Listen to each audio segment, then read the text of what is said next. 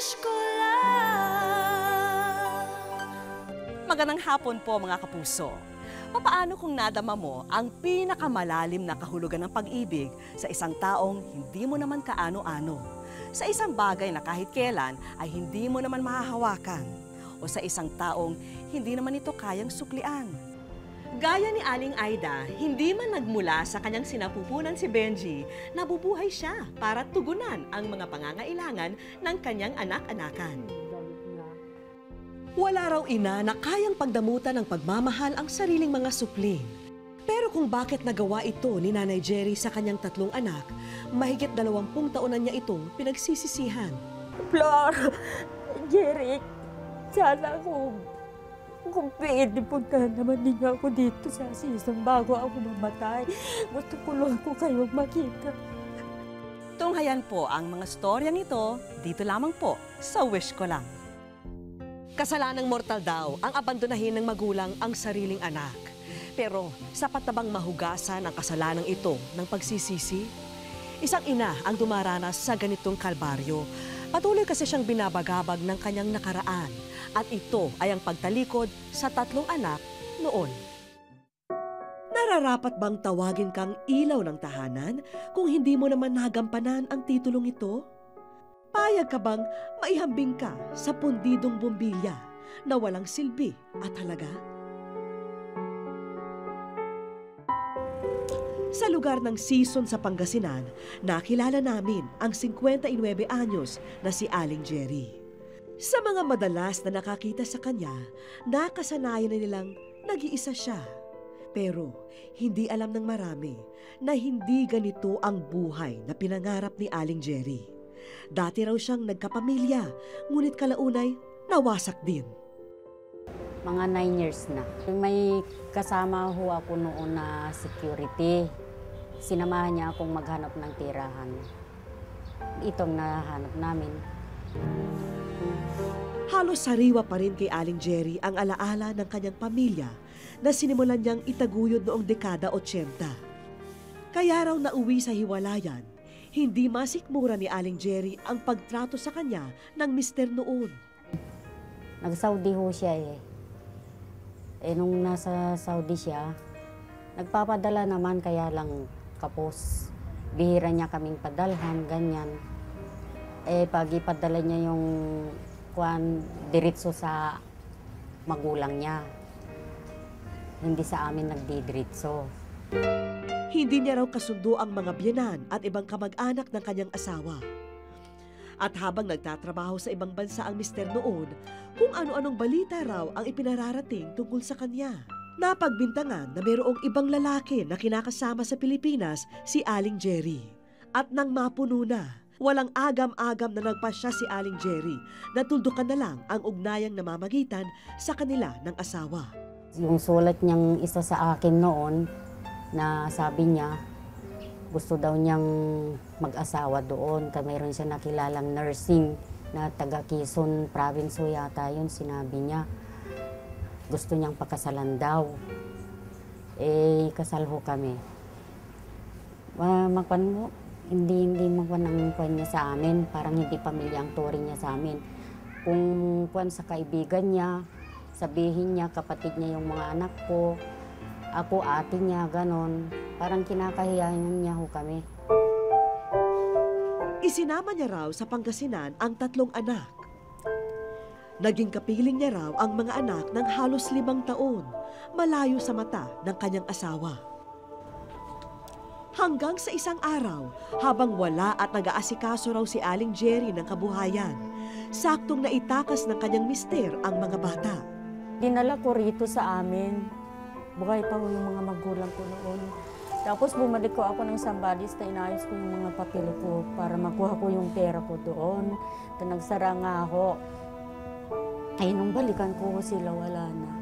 Nakaalis na sila. Kinuha nung yung ama. Tinago ho niya sa akin. Ang balita ko po, nasa Maynila sila, sa may Antipolo yata. Hindi ko lang ho alam ang address. Makalipas ang mahigit 2 dekada, nandirito pa rin sa Pangasinan si Aling Jerry. Tagabantay at tagalini sa palikuran ng isang kilalang bus station dito sa bayan ng Sison. Mahirap din ho kasi siyempre yung amoy, ganon. Tapos kunin mo pa yung bowl na ganyan, lilinisan mo hanggang loob. Yung buong magdamag po kung maraming customer, hindi gaano marami, mga mahigit 1,000, ganyan.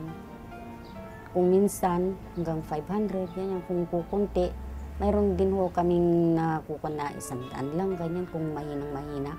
Papasok ako, 3 days, ganyan, salit-salitang kami, 3 kami nag-duty. Mini-maintain lang namin cleanliness sa restaurant.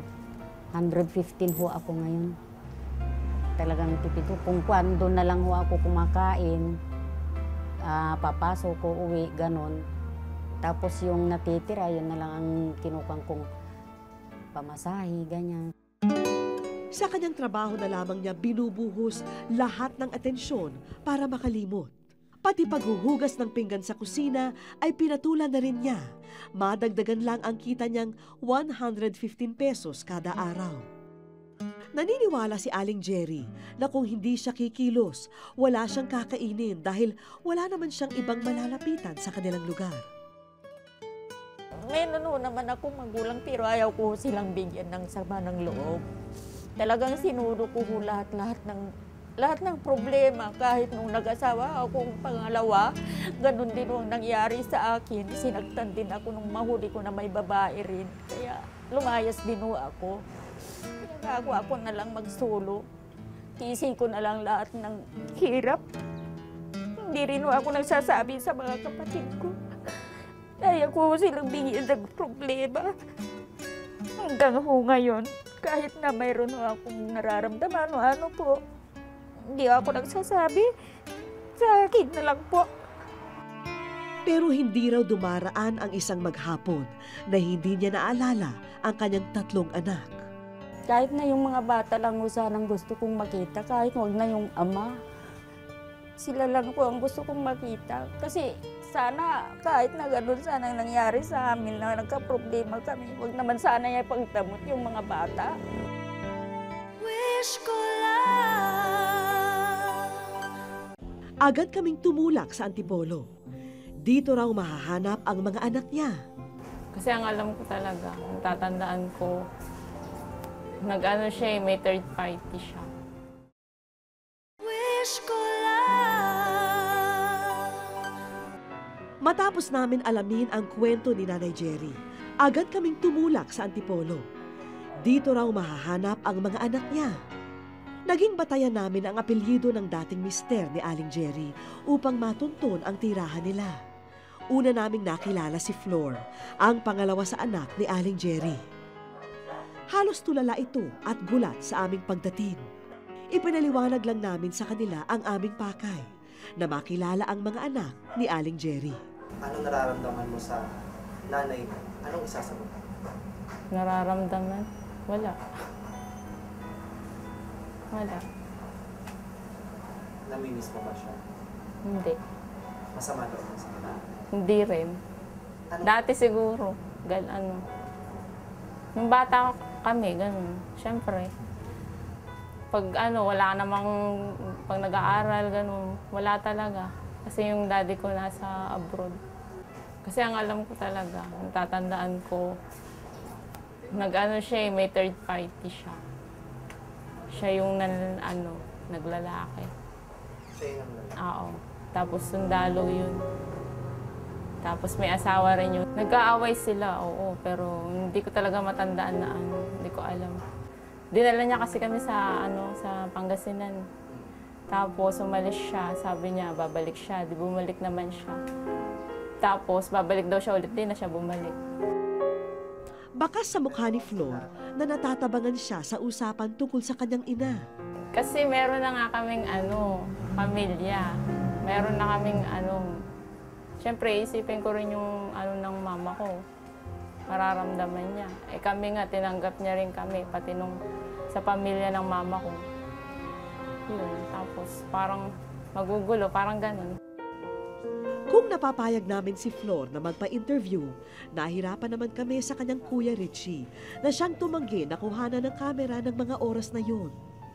Bagay na naiintindihan ni Flor sapagkat ang kuya niya ang tanging nasa tamang edad at pag-iisip nung panahon na iwanan daw sila ng ina.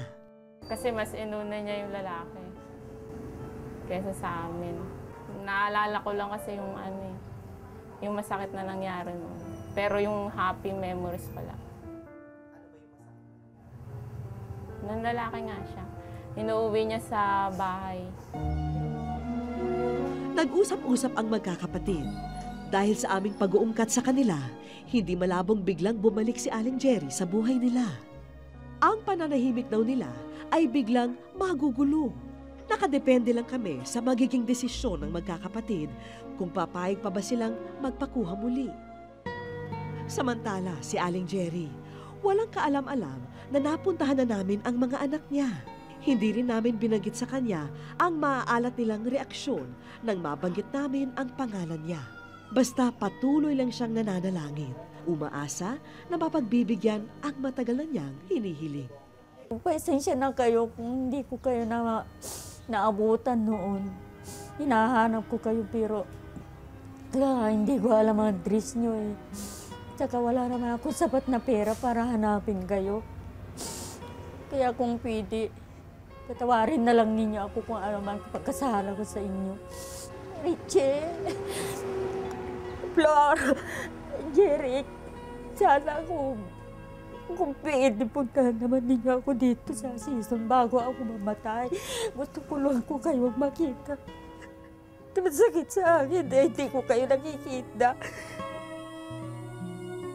Wish ko lang. Sa aming pagbabalik, nang nagpakita na si Aling Jerry, biglang nanahimik ang lahat. Alam kong galit kayo sa akin.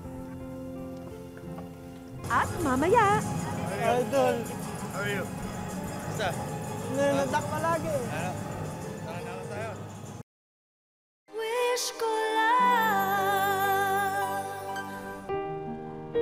sinundo na namin si Aling Jerry nung araw na yon para samahan sa Maynila. Dala ang pag-asa na makakaharap ang mga inabandonang anak noon. Sa Antipolo naman, nakapagpasya na ang magkakapatid na sumama sa amin kahit alam nila na maaring ito na ang araw na makakaharap muli ang ina. Siyempre, manugang ako. Takot. Takot? Oo. Wala lang. Habang nagaganap ang kwentuhan ng magkakapatid, kasama ang iba pang kamag-anak sa lugar na ito, nasa gate naman si Aling Jerry. Gusto ko lang makita sila. Yun lang. Hindi ko, kahit hindi sila pupunta sa akin, basta makita ko lang sila, masaya na ako.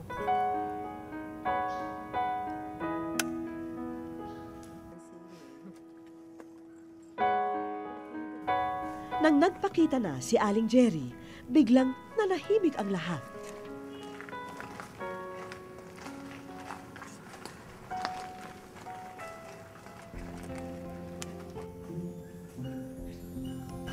Magic. Flor. Chi. Ang lalaki na ninyo. Nag-iba ng mga mukha nyo. Sa tagal na hindi ko kayo nakita. Alam kong galit kayo sa akin. Siya po ang nakita ko sa Facebook, si Flor. Kinukontak ko nga sila nung hindi ko naman mapan sila. Kaya yung mga pamangkin ko pang kumontak sa kanila. Pinatignan ko po sa kung mayroon silang Facebook. Halos walang kibo ang magkakapatid na Richie, Flor at Jerry. Patawarin niyo ako kung ano man kasalanan ko sa inyo. Ang hangad ko lang makita kayo na malalaki na. Tanong kinuha kayo ng mga ama ninyo, malilit pa kayo. Eh kung ano yung sinabi ng tatay niyo, wala akong magagawa. Kung yun ang pinapaniwalaan niyo.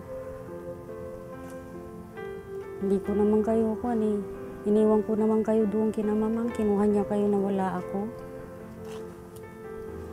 Nung dumating ako doon, wala na kayo eh. Tatandaan ko lahat yun eh. Magmula ka liit-liitan. Hanggang sa ito na. Pero okay na yun. Tapos ngayon, dito okay ka na. Okay naman ako kahit pa paano. Kahit nawalay kayo sa akin, kahit masakit sa akin. Basta masaya lang kayo para sa akin, okay na. Hindi rin naman namin gusto yun. Alam ko naman. Gusto ko lang kayo makita talaga. Yun lang.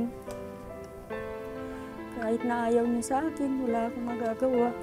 Nung kayong tatlo makita ko.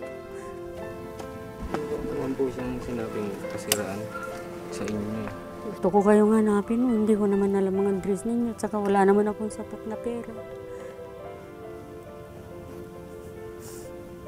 Hindi lang maganda. Sana kahit ganun man nangyari sa amin, sana inantay din niya ako na kunin kayo.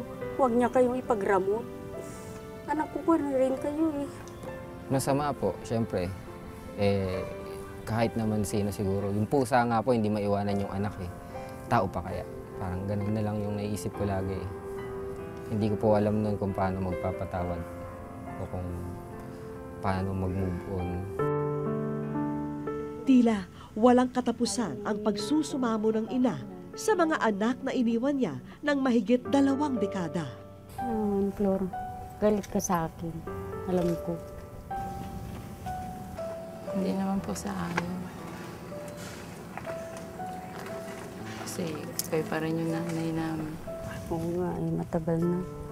Gustong-gusto ko kayo talagang hanapin. Lalo na ikaw. Gustong-gusto kong makita. Dito na nagpaliwanag ang anak na si Richie. Batayan nila kasi ang pinaniniwalaang dahilan ng ina kung bakit sila nagawang iwanan noon. Dapat nga magwawatak-watak pa kami kasi siya kukunin siya sa Baguio. Siya dun sa Maynila kay Antonida.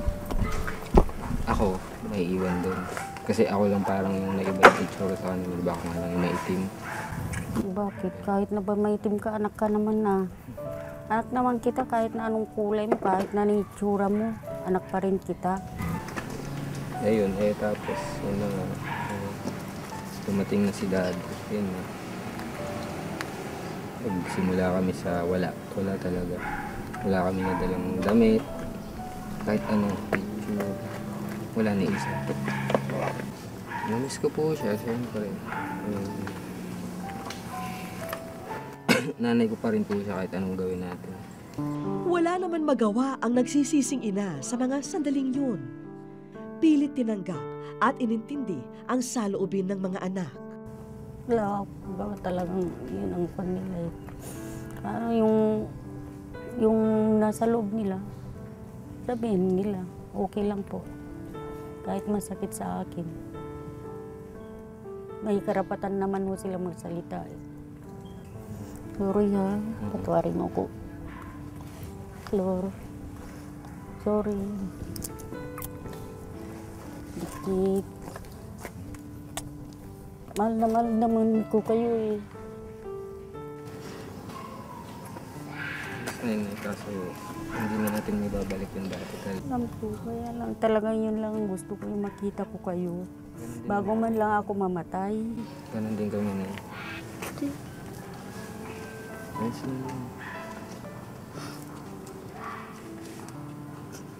Tanggap ng ina na hindi sapat ang mga luha niya para masuyo ang mga nagtatampong anak. Pero nakabaliso sila talaga, umiyak ako nang umiyak. Wala akong magagawa. At wala na ako sila sa akin.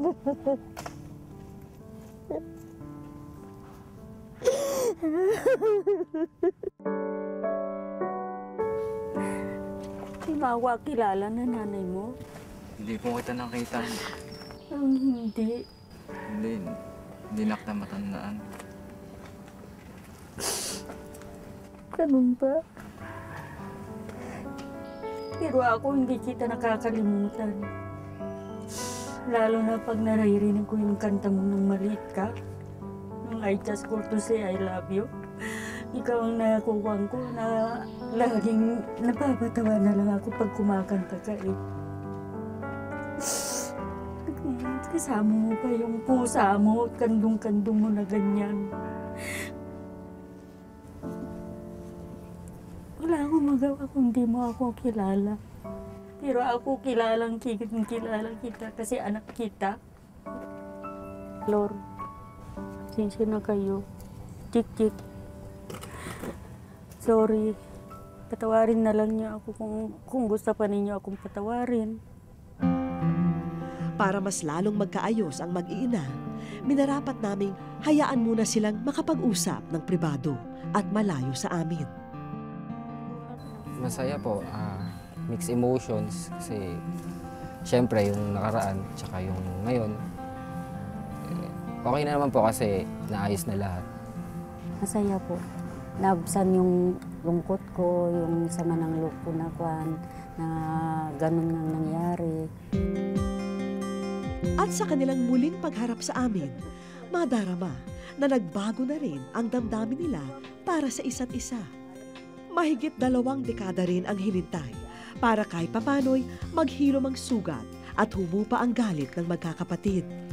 Gusto ko lang makita kung mga anak ko. Ang ganda, ano ha? Oo, Ang ganda. ganda siya. Yung nung nalminana niya sa akin. Kaya hindi ko makalimutan ito anak ko kasi nakita ko na yung nunal niya dito ng maliit. Kaya makikilala ko pa rin kahit malaki na siya. Salamat sa pag-aarugan ninyo sa mga anak ko. Lagi ng utang ng loob ko sa inyo.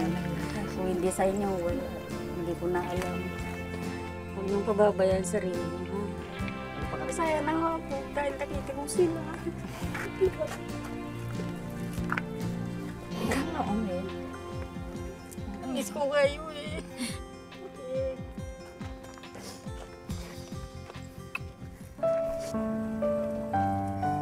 Maintindihin naman po ito eh. Alam ko naman po eh. Mabait naman po itong anak kong ito eh. Kaya lang po, siyempre, bata pa nga siya noon. Salamat din kasi nagkaroon po ng chance si nanay na ayun, kami hanapin niya. Yun naman talaga ang balak ko bago ako mamatay, talagang pipilitin kong hahanapin ko kayo. Para maihingi ko rin ng kapatawaran yung mga nagawa ko sa inyo. Kahit sa huling pagkakataon, nakita niya ako. Salamat po. At least nakita ko na si nanay. Masaya na malungkot kasi hindi na namin maibabalik yung dati. Hindi raw magaganap ang lahat ng ito kung hindi naging tulay ang kaibigan ni Aling Jerry. Sulat ng kaibigan ko, yung best friend ko. Bes, ito na yung sulat mo, salamat. Nabasa ko na. Kung hindi sa'yo, wala. Hindi ko alam kung paano ko makita yung mga anak ko. Salamat ka. Matapos ang isang mahabang usapan, tinuldukan namin ng isang munting salo-salo ang hapong yun, kasama ang buong pamilya. Gusto ko rin naman kasi dati pa rin na bago rin ako mamatay, ganun yung magawa ko. So nangyari naman na siya. Nangyari na siya yung humanap na sa akin. Papasalamat ako sa buong buhay ko na nawala sila sa akin, na iwalay. Nakita ko rin lang sila. Nay, para sa yung bracelet na to. Para maalala mo kami. Thank you, anak. Ang lahat daw ng tao ay nagkakamali. Ngunit kaya itong maituwid. Gaya ni Aling Jerry, na taus-puso ang pagsisisi at handang bumawi sa kanyang mga naging pagkukulang sa mga anak. Wish ko lang. Susunod, sino ang babaeng iginuguhit ni Benji sa palaruan? Wish ko lang. Wala na nga raw makakapantay sa pagmamahal ng ina sa kanyang mga supling. Pero makayanan kayang tumbasan ito ng isang babaeng tumatayong ina sa isang anak-anakan?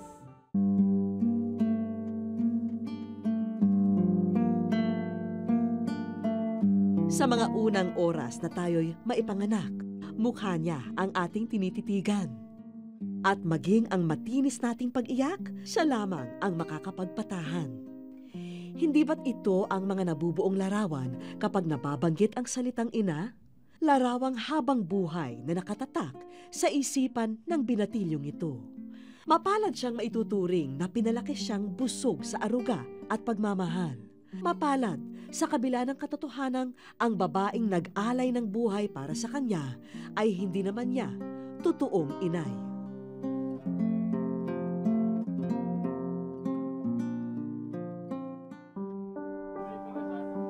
Siya ang babae sa larawang iginuhit ni Benji, si Nanay Zenaida. Sa tuwing binabalikan niya ang kwento ng kanyang nakaraan, ni sa panaginip, hindi naman daw niya hiniling na mag-cruise ang landas nila ni Benji. Sa totoo lang, iba raw ang nais niyang tahaking buhay, lalo na nang nagsimula siyang umibig. Noong 1970, konduktora ako si driver ng DM Transit. Doon na kami nagkakilala sa kumpanya na yon hanggat nabuo yung namin, dalawa. Yung ginawa naman niya, sumama sa probinsya namin. Ikinasal na kami na bigla na lang, tapos balik na kami ng Maynila. Sinikap ni Nanay Zenaida na gampanan ang pagiging isang mabuting asawa at ina para sa kanyang mag-anak. Gayunpaman, hindi nakaligtas ang buong pamilya sa malalaking lubak sa buhay na kinaharap nila. Sa hirap ng buhay namin, isang kayod, isang tuka, hindi kami nakaano doon. Doon na rin namatay yung panganay namin. Palaaway ako. Pag makarinig ako ng mga chismis na maingay ako. Nakikipagtalo ako. Samantalang nung buhay pa yung anak ko, kahit anong marinig ko noon, hindi ako kumikibo. Pero ang nagsilbing malakas na sampal sa mukha ni Nanay Zenaida ay nang magbunga ang bawal na pag-ibig na kinasangkutan ng kanyang mister. Nalaman ko na lang, 91, meron na siyang kinalulukuhan, pero hindi ko pinapansin kasi busy ako sa hanap buhay ko eh. Nagtitinda ako ng mga gulay, nagbabalintawak ako noon. Yung asawa mo may kasamang buntis, sabi nila sa akin. Kung nagbababay ang asawa ko, ay ang hanap buhay ko, negosyo, sana minamalas ako. Yun ang mga tanong, yung mga sinasagot ko sa mga tao, sir. Pumupunta sa bahay, napaka-trader talagang babae na yan. Matalik na kaibigan ko pa nga yan eh. Nangungutang ako sa kanya noon yung mga produkto niya eh. Hindi ko naman alam na ganun ang gagawin niya sa akin. Kaya, nung nalaman ko na may relasyon na nila sa asawa ko, nirarayot ko na siya. Sinusugod ko na. Nag-away pa nga kami, sir eh. Di-wrestling ko yung babae. May pingas yung tainga niya eh. 7 months, sir. Nung malaman ko na may Benji na kami. Tapos, 9 months, hiniram niya. Asawa ko, hiniram niya doon sa babae. Binabaon na naman ng 2 pante at saka 2 baru-baruhan niya. Yun ang dala niya sa akin. Ngayon, sa awa ko sa kanya, dahil yung damit niya maliit na. Yung para bang naawa ako na wala akong galit na. Parang natuwa ba ako na anghel na dumating sa buhay ko. Tila nanlamig ang tunay na ina ni Benji sa sariling anak nang pumanaw ang lalaking nakabuntis sa kanya. Ito na marahil ang naging dahilan para magpasyang talikuran na lamang niya ang sanggol at iwanan na lamang sa totoong asawa ng lalaking nakarelasyon niya. Para kay Nanay Zenaida, hindi galit, kundi pagkahabag ang naramdaman niya sa naging anak ng kanyang mister sa ibang babae. Ang finding sa health mental, sir, yung 7 years old niya, nasa 3.5. Halos kalahati ang leg niya. O ngayon, sabi ko, saan ko dapat papasukin? Sa SPED center daw. Parang sarili kong anak, galing sa laman ko, hindi iiba. Pag yung mag-ulam nga kami, 1/4 na karne, halos hindi na nga niya ako tinitirahan, sabaw na lang sa akin. Sabi ko, ano ba yan, Benji? Hindi ka wala magtira. Ako po si Benjamin Kisa, 20 years old.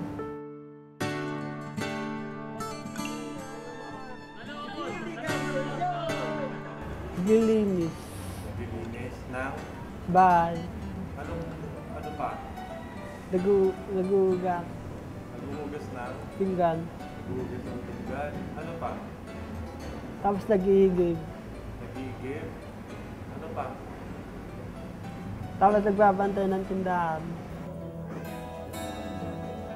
Sa ngayon, may sarili ng pamilya ang panganay na anak ni Nanay Zenaida. Kaya naman ang tanging niyang kaagapay sa buhay, ang batang itinuring na niyang bunso. Ang iniisip ko noon, sir, hindi ko pa alam na SPED, special child. Maghahanap na ako ng mapapasukan ko sana nakatulong na maisasama ko siya. Pero nung nalaman ko na special child, sabi ko, ituloy ko ang tindahan ko. Pag uwi ko, may bit-bit ako. Pag nandito ako sa bahay, kahit papaano may bumibili, nakakabenta rin ako. Yun lang ang kinabubuhay namin noon. Dahil naigapang niya itong mapag-aral sa mga special education class sa kanilang lugar, katuwang na ni Nanay Zenaida si Benji sa paghahanap buhay.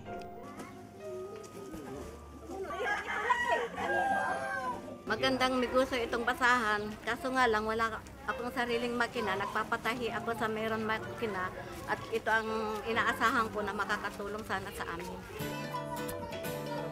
Gayunpaman, hindi maaalis kay Benji ang pagiging mapaglaro.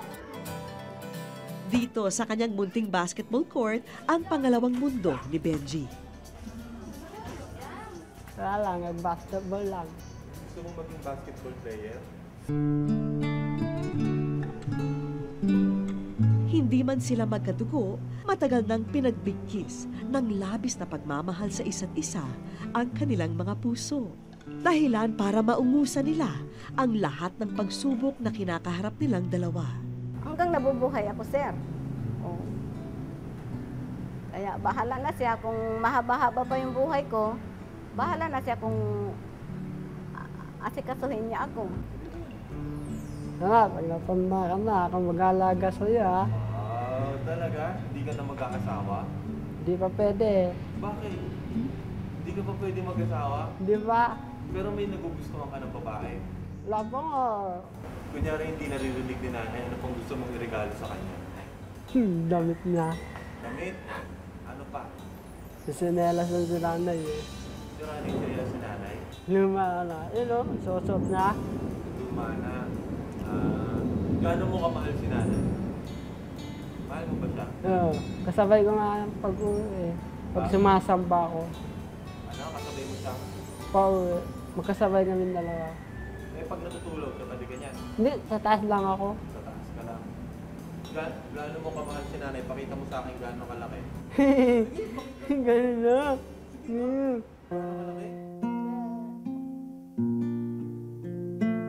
Hindi kailangang dalhin ng 9 na buwan sa sinapupunan ang isang bata para makatikim ito ng pagmamahal ng isang ina. Ito ang aral na isinasalarawan ng kwento ni Benji at ng kanyang Nanay Zenaida. Wish ko lang. Susunod, anong ginagawa ni Benji sa dugout ng paborito niyang koponan sa PBA? Wish ko lang.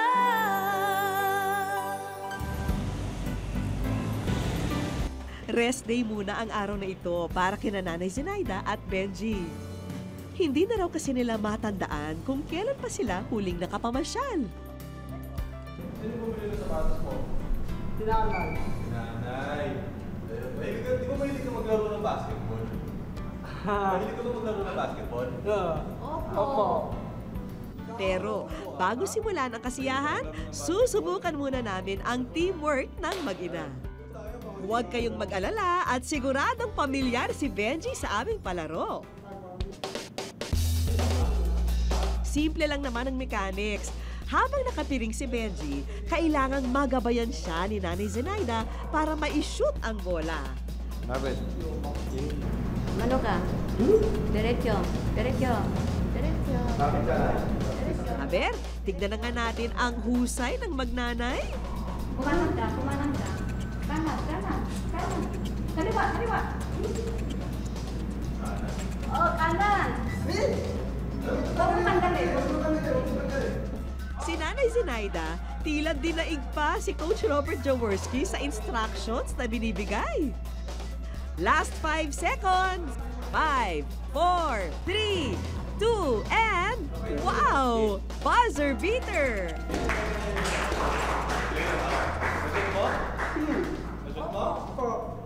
Dahil champion kayong mag-ina para sa amin, eto ang inyong magsisilbing tropeyo. Hanggang tenga ang ngiti ng dalawa nang makita ang mga sorpresang naghihintay para sa kanila. Hindi isa, kundi 2 sewing machine ang iuwi ninyo para sa inyong pinalagong negosyo. Sagot na rin namin ang sangkatutak na sinulid at retaso. Pati ang inyong munting tindahan, ngayon ay mahihitik na sa laman. At para sa ating basketball enthusiast, bagong rubber shoes at bola ang ngayon inyong-iyon na.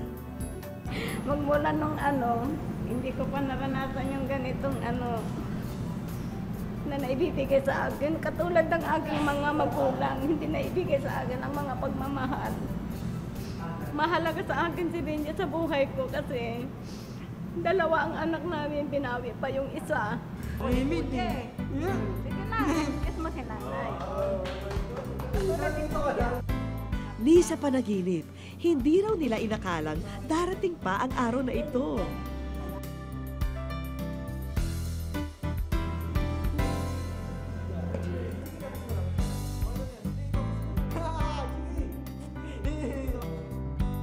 At para dire-diretso na ang pag-asenso, hayaan yung dagdagan pa namin ang inyong puhunan. Ay, hindi ko ito gagastusin kung saan-saan. Ipagawa ko na lang ng istante ko. Para yung mga binigyan nyo sa akin, mai-display ko, parang pagkasakali, maawang Panginoon sa akin, mapaunlad ko yung tindahan kahit marami kami nagtitinda. Sadyang espesyal na anak si Benji para kay Nanay Zenaida. Sino pa nga bang 20 anyos na anak ang ganito pa kalambing sa kanyang nanay? Dito sa Araneta Coliseum ang sunod naming tinungo. May laro kasi ang paboritong kupunan ni Benji. Bagamat hindi kami napahintulutan, nakuha na ng video ang mismong laro, huling-huli naman namin na kumikinang sa tuwa ang mga mata ni Benji. Oh! Ganyan ba?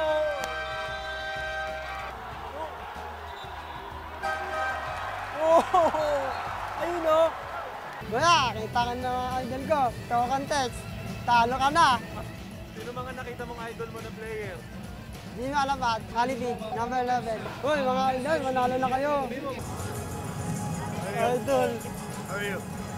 Isa? Nanadak palagi. Lalo na nang makaharap niya ang star point guard ng kanyang sinusuportahang team.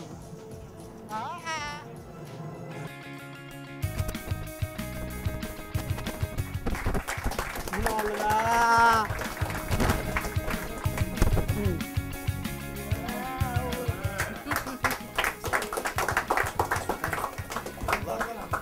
Sting. 20 po.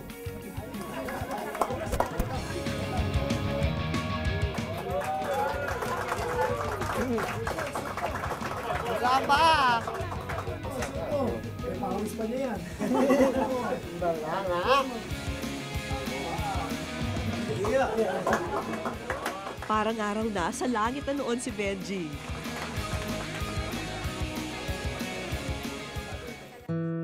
Minsang ikinasama ng loob ni Nanay Zenaida ang pagdating ni Benji sa relasyon nilang mag-asawa. Sinira kasi nito ang tiwala niya sa taong pinakamamahal.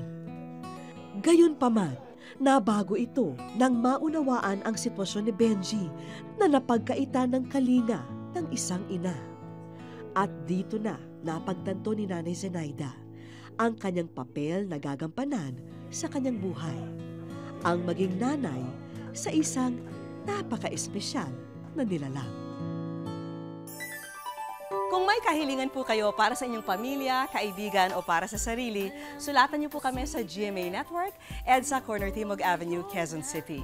Maaari rin niyong iparating ang inyong kahilingan, kwento at komento sa aming official page sa Facebook at sa Twitter at Wish Ko Lang GMA. At hanggang sa susunod na Sabado po, ako po yung Kapuso Vicky Morales. At ito po ang Wish Ko Lang.